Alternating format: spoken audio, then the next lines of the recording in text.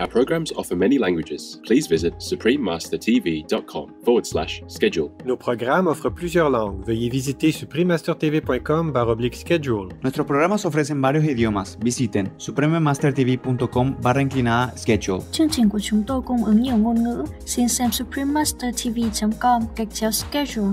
Supreme Master Qinghai joyfully present the Shining World Compassion Award to Lauren Ornelas plus $10,000 for the Food Empowerment Project as a humble token of support for your noble work empowering the underprivileged with all love, respect, and gratitude.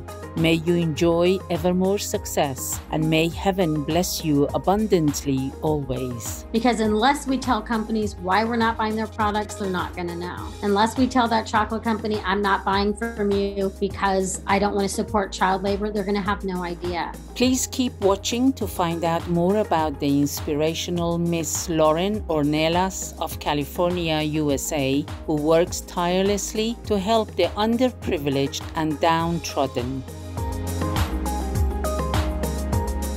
The eating of flesh was not allowed or practiced in the first and purer ages, when men gave themselves to the study of wisdom. Thomas Tryon, vegetarian.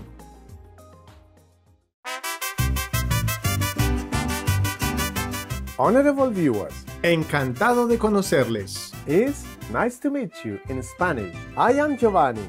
The mindful people of the Republic of El Salvador are grateful to you for going the extra mile to safeguard nature and life on earth. We wish you vibrant health and joyful days. Welcome to the concluding episode of our show entitled Food Empowerment Project, The Power of Food Choices with Lauren Ornelas, vegan.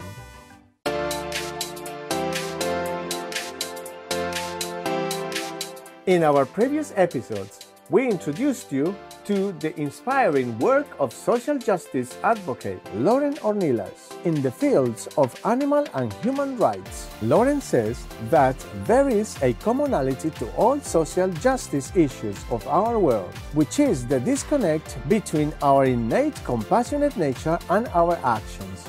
Her non-profit organization, Food Empowerment Project, or FEP, focuses on raising awareness about this cognitive dissonance and campaigns for social equity. Food choices are seen as crucial as they can be acted on by every member of society at a grassroots level to effect global change. When Lauren founded FEP, in 2007, one human rights issue she tackled immediately was child slavery. Currently, there are more than 150 million child slave workers in the world. According to the UN agency International Labour Organization, FEP zeroes in on West Africa, where there are more than 2 million children are enslaved in cocoa plantations. Lauren's interest in child slavery began in 2001 when she watched a BBC documentary film entitled Slavery, A Global Investigation. In the documentary, social issue film producer Kay Blewett interviewed a slave by the name of Drissa who managed to escape. To the question of what he would say to people who eat chocolate made with cocoa from West Africa, Drissa said, "When you eat chocolate, you are eating my flesh." That statement, along with the image of the scars on Drissa's body, left an indelible impression in Lauren's mind. So we're talking about children who are many times locked in at night. Some of the children are, trafficked hundreds of miles away from home. They're beaten if they don't move fast enough. They are using heavy machetes to cut the cacao pods out of the trees. So all of these problems existing for a product like chocolate, which is an absolute luxury, is disgraceful. And it's really at the hands of the corporations who are refusing to pay the farmers a living income so that they don't have to rely on children. In 2011, to help shoppers differentiate between ethically sourced chocolate products and those that are not, Lauren and her team at FEP launched a free chocolate list based on where the companies source their cocoa from. The list is updated monthly on FEP's amazingly far-reaching website and encompasses more than 1,000 companies from around the world as of 2020. FEP has also created a chocolate list app for cell phone download. Lauren explains the rationale behind the chocolate list. Because unless we tell companies why we're not buying their products, they're not going to know. Unless we tell that chocolate company, I'm not buying from you because I don't want to support child labor, they're going to have no idea. There are boycotts being called by farm workers right now. Unless the companies know why we're boycotting and why we're not buying Driscoll's berries, the companies aren't going to know that we care about farm worker justice. For a list of companies FEP considers boycott worthy, please visit foodispower.org/our-food-choices/ethical-food-choices/. Vegan side effect. The door to hell will not open for you. Magnanimous viewers, we will spend a few moments to pray for a world in which we all give rather than take freedom. We will be back shortly. Please stay tuned to Supreme Master Television. Welcome back, brilliant viewers. We will now examine another area of social injustice that FEP campaigns against, known as environmental racism. Environmental racism refers to policies or practices that intentionally or unintentionally disadvantage groups or communities because of their race or class. It has been well documented around the world that environmental and health hazards often impact poor communities and communities of color disproportionately. We mentioned, for example, the issue of food desert in our previous show, where communities of color often lack access to fresh produce due to income inequality, exacerbated by the government's archaic food subsidy policies. Lauren also speaks out against the multi-billion-dollar biotech company Monsanto, which has a history of toxic waste dumping that pollutes the air and water of low-income areas. She also points out that the genetically modified crops engineered by companies like Monsanto require more agricultural chemicals, leading to more pesticide and herbicide exposure for farm workers who are largely people of color. Communities of color also tend to be situated in areas with less greenery, closer to oil refineries, toxic waste facilities, polluted water sources, and factory farms. Lauren describes what it's like to live near a factory farm. Environmental racism is something I think that a lot of people don't realize exists until you point it out to them. So in North Carolina, which is a top pig killing state, you have Black and brown and indigenous communities there who are suffering from the horrific smell of the pig farms. And I investigated pig farms, and the smell is something that is almost impossible to explain how bad it is and how it gets into your clothes and your skin and you just can't get it out. And people living this way where the flies are so bad they can't open their window. The fact that their property values are worthless. They suffer from nosebleeds and headaches and nausea. In California, we have in the Central Valley here, we have some of the largest dairy farms in the country, where you have the Latinx community here suffering from some of the highest rates of asthma because of the dairy industry. So you have animal agriculture polluting Black and brown and indigenous communities.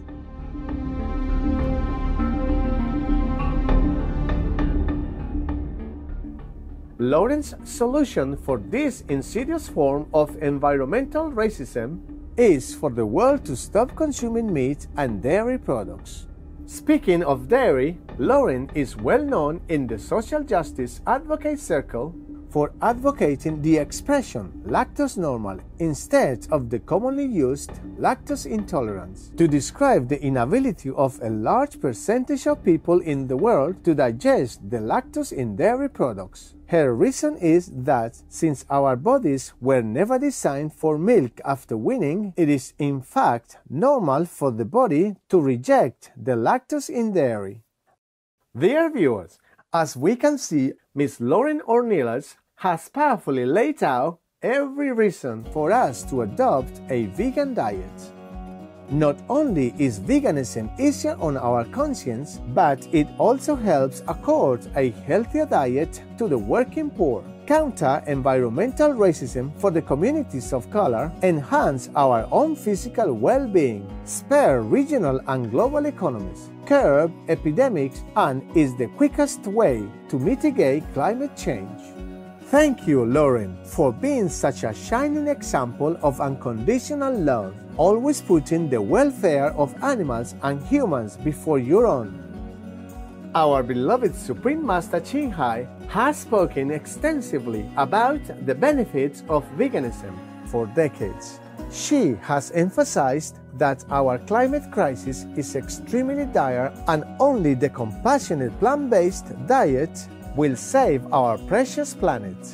The following is an excerpt from a conference in Taichung, Taiwan, or Formosa, held on October 11, 2009. We must stop animal production now, and at all costs if we want to keep this planet called home. The government gives subsidies to animal industry anyway, so these subsidies can also be used instead to turn meat and related businesses into wholesome vegan businesses. Good for the people, good for the business, good for the planet.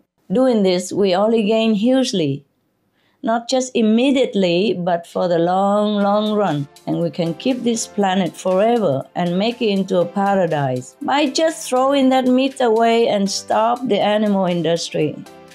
Our deep gratitude to our beloved Supreme Master Ching Hai for her infinite grace and wisdom. May we all heed her words and realize a vegan world for the sake of our planet and all lives on Earth before it is too late. Supreme Master Ching Hai joyfully present the Shining World Compassion Award to Lauren Ornelas, plus $10,000 for the Food Empowerment Project as a humble token of support for your noble work empowering the underprivileged with all love, respect, and gratitude. May you enjoy ever more success and may heaven bless you abundantly always. Supreme Master Ching Hai is deeply grateful to the beloved God for all the financial help, comfort, and support to the afflicted and needy, and or any good cause over the years, as a humble vessel for His compassion and love toward His precious children. For more information about Food Empowerment Project, please visit foodispower.org. Vegan, all the animals cut out to you. Heart-oriented viewers, thank you for your amicable company for today's program. Coming up next is The True Jihad, Part 11 of 14, on Between Master and Disciples, right after noteworthy news. May we all follow a life of benevolence to receive the blessings of the highest heavens in the grace of the divine. Our programs offer many languages. Please visit suprememastertv.com/schedule and suprememastertv.com/VEG.